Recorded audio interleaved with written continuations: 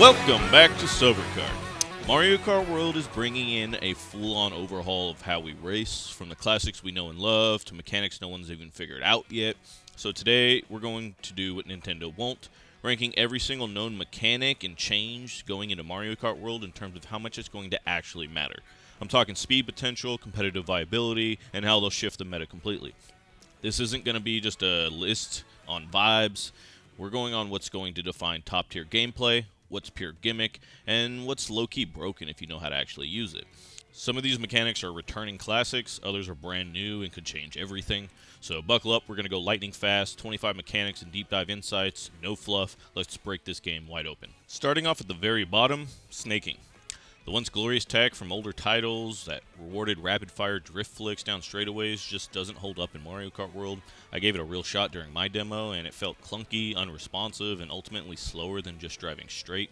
Tracks in this game also aren't always built for that kind of constant left-right mini-turbo setup, and this drift system doesn't lend itself to rapid toggling like older titles did. It's not just ineffective, it actually works against you. Now, this was tested at 100cc with smart steering on, which might impact how effective the tech feels, but based on that experience, snaking seems to be dead. And unless there's a hidden meta no one's found yet, snaking in Mario Kart World is officially a relic of the past. Just throw it in the nostalgia bin. And sliding into spot number 24 is decal customization. And while it's a cool little feature, let's be honest, this one's probably all aesthetics. I mean, sure, it's nice that you can slap a badge or symbol on your cart to rep your Mii, favorite food group, or maybe even your Mushroom Kingdom loyalty, but in terms of gameplay impact, there's virtually none. With everything we've seen in Mario Kart World, the unlockable characters, costumes, mission-based collectibles, and rideable vehicles, custom stickers feel like the least exciting carrot on the stick. That being said, shout out to anyone who really wants their cart to look like a NASCAR sponsorship sandwich. This one's for you. Number 23, Battle Mode.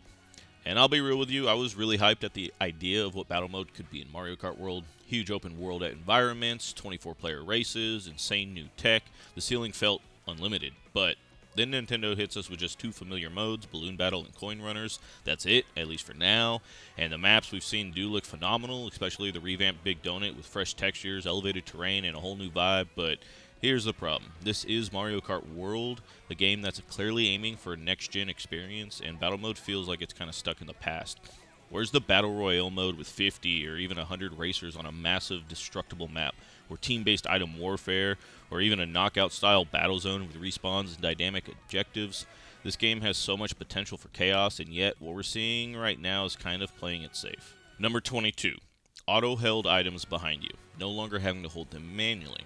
This one's a bit of a hot take, but here it is. Auto-holding items behind you is kind of a downgrade in terms of skill-based gameplay.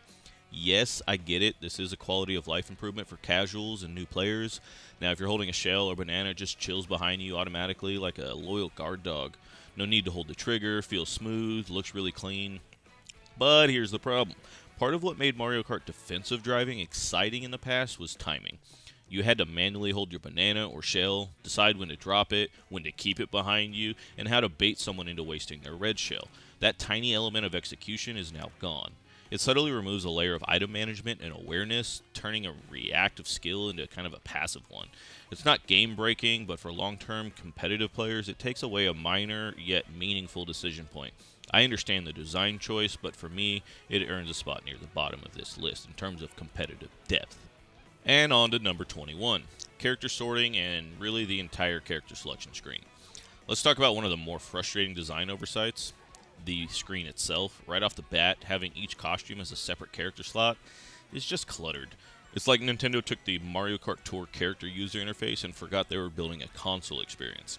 Instead of having a streamlined drop-down or alternate skin toggle after highlighting a character, they decided to flood the screen with duplicates. Not only is this messy, but it's also borderline pointless, especially since the food bag pickups during the race can randomly change your costume anyways, so the costume you pick beforehand might not even stick. And yes, they did throw us a bone by adding sorting options, which helps a bit, but we don't know how deep that customizability actually goes. If it's just basic sorting like weight class or costume order, it's not really solving the issue. Unless we can fully customize the layout like dragging and dropping character placements, it's a net downgrade from the more intuitive Mario Kart 8 Deluxe setup. It's a UI thing, not gameplay, but it impacts every session. Let's keep this rolling into number 20, food bag unlockables and region-based food unlocks. These are a weird hybrid, part item box, part collectible, and entirely cosmetic. Depending on context, sure, unlocking food-themed gear based on your region or location is a fun nod to global flair, but when it comes to gameplay mechanics, this thing is really just a boost panel you can bank. You hit it, and now you've got a guaranteed mushroom-style speed item to pop whenever you want. From a design standpoint, it's a smart tool for front runners. It gives them something to grab while holding the lead, which isn't always the case in past Mario Kart titles where the front of the pack often got garbage. But at the same time, making this an entirely separate item box feels a bit much. It adds visual clutter and mechanical overlap with existing items. And let's be real, unlocking more cosmetics is always cool, but the novelty of collecting digital food costumes that don't even stay locked to you kinda will wear off fast, especially since, as mentioned earlier, your costume can change mid-race anyways. Ultimately, this mechanic seems more like Nintendo's answer to bagging meta abuse, giving leaders a non-item box, always available mini boost to keep the pace, rather than something that adds to real deep strategy. Now, number 19 looked awesome. Track-specific environmental boost, which I've seen in Bowser Castle's boost field. Let's give credit where it's due. The visual pumping out continuous blue flame speed boost through electrified pylons on both sides of the track, it's pretty sick. But once you get past the graphics and really start racing, here's the issue. If everyone gets the same boost regardless of line choice, weight class, or drift timing, or doesn't even ask anything of the player to exist in the same space as everyone else, compare that to a normal selection with multiple boost panels, you at least have the freedom to hit more or fewer depending on your route. This kind of design has potential. Imagine if certain areas are rewarded with advanced techniques like hopping over boost pulses or chaining with glider boosts, but as it stands in the current state, it's more spectacle than substance. If Bowser's Castle is the only track with this kind of mechanic, it's a one-off novelty at best. If it shows up more often with meaningful player interaction, this ranking could shift upwards. Okay, so let's talk about one of the more gimmicky new items in Mario Kart World at number 18, Comic's Crystal Ball. On paper, this sounds like an item straight out of Chaos Mode. Random effects like briefly inverting your controls, spawning obstacles, or just generally creating mayhem around your cart. But in practice, it's not that great. First off, this doesn't appear to be a frequently available item. You're not seeing this drop often from standard boxes, and when you do get hit by it, the effects are just so short-lived or easily avoidable that you barely notice. The confusion effect, where your controls invert for half a second, it might cancel your mini turbo, but otherwise, it's like getting sneezed on by a blooper. For something that's clearly designed as a curveball item, it just doesn't carry much competitive weight. Most high-level players won't panic when they see a few ghost enemies floating in from the side. They'll just dodge them and move on. It's the kind of item that feels more annoying than game-changing, and let's be real, 9 times out of 10, you'd rather just pull a mushroom. And number 17, the verticality navigation. Altitude changes during races.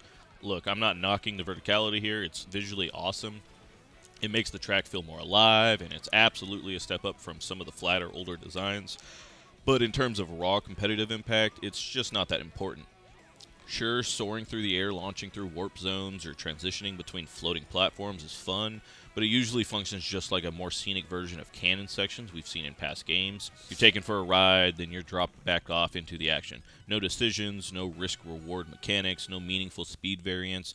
Now, if verticality starts to tie into gravity changes, especially on space-themed tracks or crazy sci-fi routes where physics start to warp mid-race, then we're cooking. But so far, it's mostly aesthetic. So while I love how this helps sell the world and expand the Mario Kart vibe into something more grand scale and cinematic, if we're ranking by how much it affects race outcome or medal level gameplay, this one's cool to look at, but not a game changer. Now, number 16 feels like it should be more important than it actually is. Environmental lightning effects, and really just how this shock item is played in general. The environmental changes look fantastic. We're talking snow flurries and rainstorms, all dynamically shifting as the race unfolds. And sure, these effects technically impact traction and visibility, but in practice, it's mostly cosmetic. Let's talk the lightning specifically. The new version of the shock is interesting. Shorter duration, but the momentum loss is so brutal. You don't get stuck in a tiny mode for very long, but the way it kills your pace, especially if you get ran over during this time, makes it arguably just as punishing. Maybe even more so, especially if timed during a big glide or trick section. The trade-off feels fair, and I'm okay with it personally. But when it comes to the snowstorms or weather slowdowns, they just don't meaningfully affect the gameplay. Unless you're pushing ultra-competitive lines, the terrain reactions don't seem to have the kind of variable grip mechanics you might expect, at least not in a way that dramatically changes how you race. So yeah, awesome for immersion and nice cherry on top of the visual upgrades, but from a technical or strategic standpoint, it's not really shaking up the meta. And for number 15 will be another item, Bullet Bill rework. This one's a subtle but significant tweak, and really only matters if you're the kind of player banking on the last place clutch item. The Bullet Bill in Mario Kart World still rockets you forward, still auto-drives you through the track, but now no longer slams through other players. It just kind of politely nudges past them. From a pure strategy standpoint, this doesn't change much for the average player. If you're pulling a Bullet Bill, you're already behind, and that minor impact damage wasn't usually going to be a make or break factor anyways. But if you're someone who used to thread a perfect line to knock out 2 racers near the end and leapfrog into 8th place, yeah, you're going to feel this one. Still, the core function is intact. You're not getting a complete overhaul, just a version that plays slightly nicer with others. It's a minor evolution. Number 14's really fantastic feature on paper, team racing, up to 4 different teams, giving us structured team formats with a massive 24-player lobby. The possibilities here are huge. Coordinated strategies, team roles, support racing, it's a competitive dream. But here's the catch. Most players aren't going to be organizing 4-person teams on the regular. Unless you've got a squad ready to go, this mechanic becomes more of a novelty than a game changer. Without dedicated lobbies, matchmaking, or rank-based structures tailored for each team size, it's likely that only the most competitive or community-driven groups will actually get to maximize this feature. It's a strong idea with a ton of potential, especially for creators, leagues, and tournament scenes, but until we see more back-end support, it's more of a bonus mode than a core pillar. And number 13, the mission system. Hundreds of objectives. This one's getting a lot of hype, and for good reason. Having 300 plus missions is wild, and I'm personally excited to knock out every single one of them. But let's be real here, most casual players won't even scratch the surface on that full list, and unless these missions unlock new tracks, secret characters, areas, or at least influence progression in some meaningful way, they won't drastically change how the game is played at a competitive level. As it stands now, this system feels like a beefed up tutorial, teaching mechanics, item usage, shortcuts, and more. It's a really great way to get new players acclimated and might even highlight some strategies seasoned racers overlook, but for hardcore or competitive players, it's more of a side quest than a game changer. Still, the mission system is a really cool addition and could expand into something much bigger. And landing at number 12, the additional vehicles, like the 18-wheeler, speedboat, helicopter, possible UFOs. This is something that could genuinely shake up the Mario Kart formula. Having full-blown vehicle transformations, like driving a semi-truck or piloting a helicopter mid-race, introduces a whole new layer of map diversity and pacing. It's not just about drifting and boosting anymore. You're navigating new physics, new handling, and different types of terrain all within one race. It'll probably only be track-triggered transformations, but either way, it's a bold move. It takes anti-gravity and glider sections and amplifies them into full-blown set pieces. Now let's talk about the UFOs. Yes, if these actually become playable segments, the possibilities are wild. Imagine full 360-degree turning like underwater controls, but with no terrain constraints. Floating above the map, or even using tractor beams to jostle other racers. Maybe there's a mini invasion moment where you can abduct coins or even swap positions with rivals mid-race. We're in full speculation territory here, but hey, it is Mario Kart. And just outside the top 10 at number 11, off-road adaptation like tire morphing and speed retention. Off-road physics feel meaningfully different in Mario Kart World, and a big part of that comes from the new adaptation system. Tires dynamically morph based off terrain, especially on water. It's not just visual either, it actually feels different. The boat-like transformation when skimming across lakes or rivers introduces real shifts in grip, turning, and even speed conservation. The wild part, there's no visible traction stat in this game. In Mario Kart 8 Deluxe, traction often felt like an afterthought unless you were a top-level player optimizing for specific road sections. Here, it's part of the core feel of every race, and it's intuitive. You notice when you're gliding over grass, sand, water, how certain setups handle those changes better than others. Nintendo might be hiding the numbers, but the impact is crystal clear. And if this is how it plays on grass, dirt, or water, imagine how off-road adaptation will work in space tracks or low-gravity environments like Rainbow Road.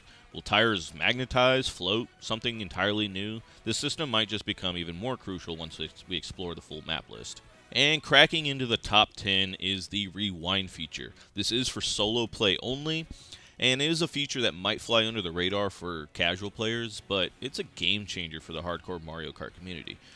This is a huge addition for anyone serious about improving, especially time trial runners, shortcut hunters, and those of us just obsessed with finding the absolute optimal line on every track. Being able to rewind after a failed trick or a missed mini turbo means you get more attempts in less time.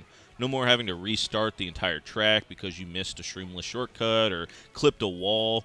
For the casual crowd, maybe not a big deal. Some may never even touch this feature, but for the rest of us who are mapping routes, practicing bagging strats, or testing theories on coin lines and lap splits, this is one of the most important solo tools ever added to Mario Kart game. It's finally like we got a training mode. And coming in at number 9 is the brand new map-to-map transitioning in the Grand Prix mode. This change shifts the traditional Mario Kart structure into something that feels a bit more like a mission-based campaign than just 4 isolated races. Instead of booting out to a results screen between tracks, you're launched straight into the next course, keeping the momentum flowing and reducing downtime. It's cinematic, it's seamless, and it makes each cup feel like a long, cohesive journey, not just a checklist of races.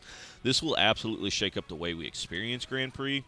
Gone are the breathers where you reset your brain and change your strategy after every race. Now you're either ready to adapt on the fly, or you'll probably get burned by the pack. And honestly, this change wouldn't sit quite as well for me if not for what's coming next at number 8, which is the Verse mode, full track control and route options. This one's a huge quality of life win for competitive and creative racers alike. You either race the same track all 3 laps, or break off into different routes and essentially build your own race flow.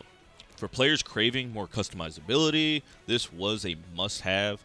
Whether you're trying to perfect a single route over multiple laps or experiment with wild track transitions mid-race, this mode gives you the sandbox tools we've kind of always wanted.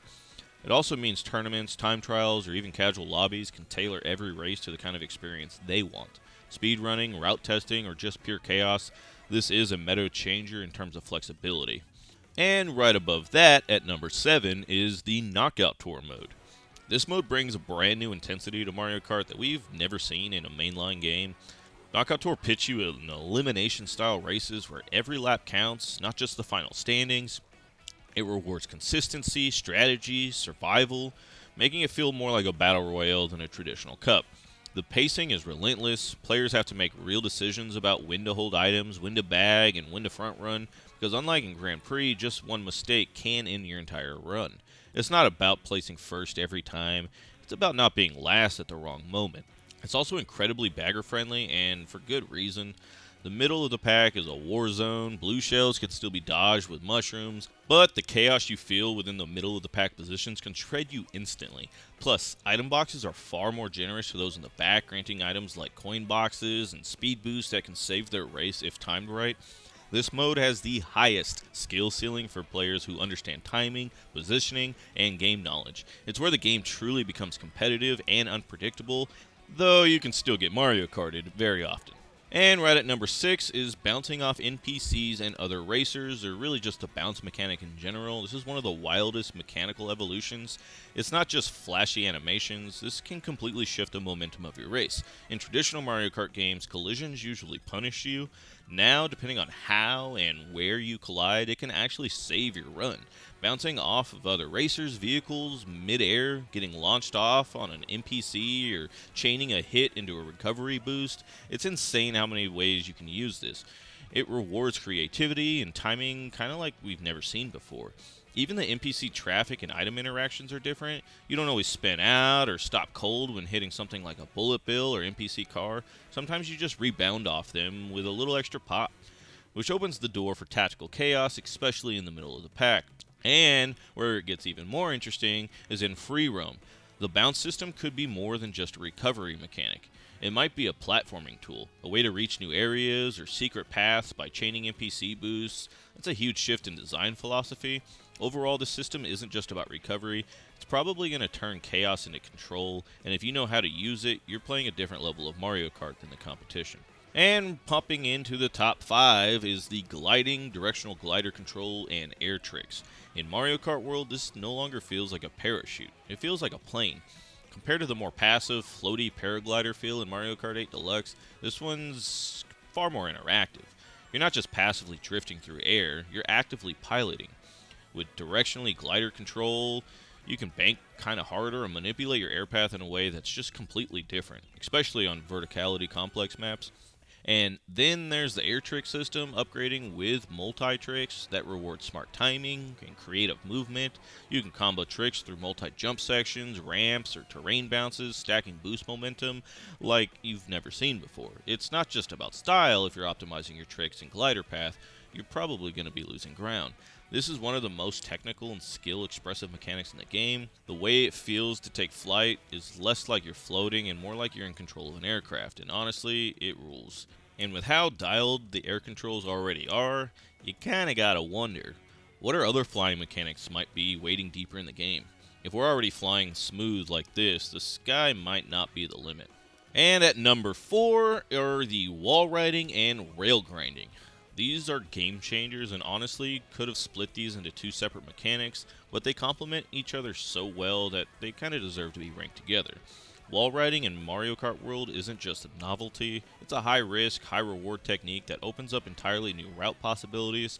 Whether you're clinging to the side of a canyon wall or launching off a corner's edge, these segments demand precision, timing, and momentum control. Some wall rides require angle-specific entry just to stay on, and not every kart will probably handle them equally. Then there's rail grinding, and yeah, it's straight out of Sonic Adventure. You're locking onto these glowing rails and surfing them like a pro, often across chasms or above obstacles. The catch is you'll probably need to hit a ramp or wall sometimes to reach these rails, making this a two-part skill chain, and just like trick sections, these rails stack boost potential fast. Both of these mechanics tie directly in advanced routing. Many of the fastest paths in Mario Kart World will depend on mastering the combo of wall rides and grind rails, or vice versa. It's not just about knowing the fastest line, it's about executing it under pressure. The system raises the skill ceiling in a huge way and makes exploring every track's geometry an essential part of competitive play. Now tied for number 2 and 3 are the charge jumps, mini turbo segments, and just drifting in general. These two are fundamentally linked, but also deserve their own analysis because of just how game-defining they are. Together, they are arguably representing the biggest departure of how Mario Kart has functioned in the past, especially for advanced players, and it's why they land just shy of the number 1 spot. The charge jump is easily the biggest new skill-based mechanic introduced into Mario Kart World. It's not just a higher trick, it's a jump that charges over time. Think of it like the manual hop in previous games, but now it has variable height, power, and speed. The longer you hold, the higher you go. And when you combine this with drifting, you open up an entirely new set of angles and setups. It's not just a tool for elevation, it's a setup move for boosting, route selection, and trick chaining. In early gameplay footage and demo builds, we've already seen how charge jumps allows you to skip segments, bounce higher into shortcuts, or even land directly onto wall rides or rails that would otherwise be unreachable. And unlike with drifting, charge jumps can be manipulated with wiggle drifting to get you to that ultra mini turbo much quicker. Drifting in Mario Kart World feels like a whole new discipline in itself. Unlike in Mario Kart 8 Deluxe, where you had clean, responsive drift arcs and predictable charge timing, this game rewards different types of drift manipulation. It's becoming pretty clear that perfecting your drift behavior is mandatory for staying in the competitive tier of play. The mini turbo hierarchy, mini, super, ultra, remains intact, but the way you earn them is kind of different now. Soft drifting or wiggle drifting on its own no longer seem to fast track these turbos, making your drift release angle so much more important. On top of that, because charge jumps often lead directly into drifts, these systems feed into each other. You can drift into a charge jump, wiggle drift that, then trick boost. Layering these mechanics is gonna be the new meta. Together, charge jumps and drifting will define how Mario Kart World races. They add depth, skill expression, and a new way to think about momentum. Whether you're trying to edge out a win by chaining a boost sequence or breaking into a shortcut with a perfectly timed jump, these mechanics are what will transform a casual race into a high-performance mind game. And only one feature outranks them, and you probably already know what's coming. At number 1, this is it, the single biggest shift in the history of Mario Kart: free roam, open world exploration. The moment we saw free roam teased, it was obvious that this isn't just another Mario Kart game. Free roam fundamentally redefines what Mario Kart is and what can be. It takes the traditionally track-locked, lap-based formula and explodes it wide open.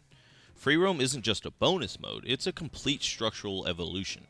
For the first time, Mario Kart is borrowing DNA from sandbox-style adventure games like Odyssey meets Forza Horizon, all wrapped in a kart racing mechanic. You're no longer bound to a loop. You can explore, discover, practice, and maybe most importantly, play without racing. And that is monumental. This mode is the foundation that makes so many of the other new mechanics possible. The mission system only makes sense because you have a world to place those missions. You can now race, deliver, dodge, or explore without needing a countdown clock. Collectibles, hidden secrets, unlockable areas only exist because free roam gives you a place to hide them, and more importantly, a reason to go looking. Even features like NPC bouncing make it way more sense once you realize you'll be navigating this world on your own terms. Nintendo didn't just add free roam as a gimmick, they built the rest of the game around it. This changes who the game is for. You don't have to be a hyper-competitive time trial junkie to enjoy this. You could spend hours just exploring. And let's be honest, who hasn't wanted to drive backwards on a track just to see what's out there? Now you can, and encouraged to do so. Free roam lets you take a break from racing to discover the vibe of this world, to see what secrets Nintendo's hidden in corners that used to not even exist. The inclusion of free roam invites chaos and creativity. Will we see mini-games, online hide-and-seek, boss races, character missions, city-specific objectives, PvP racing events, and real time zones? We don't actually know, and that's what makes it so exciting. This is the mode that opens the door to the most insane possibilities we've ever seen in Mario Kart, and quite possibly the blueprint for every game in the series going forward.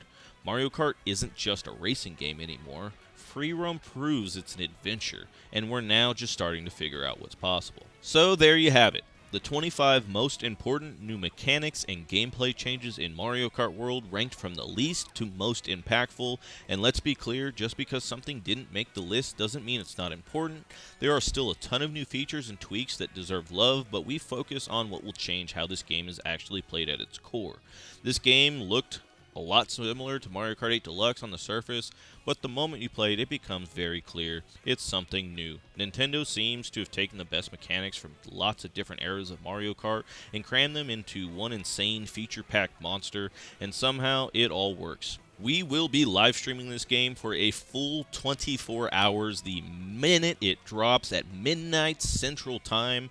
So be sure to like, subscribe, and hit the bell so you don't miss that. Let me know in the comments what your favorite new mechanic is, or if there's something you think that should have made the list. Until then, keep racing, keep experimenting, and get ready to explore Mario Kart like never before. Let's-a go.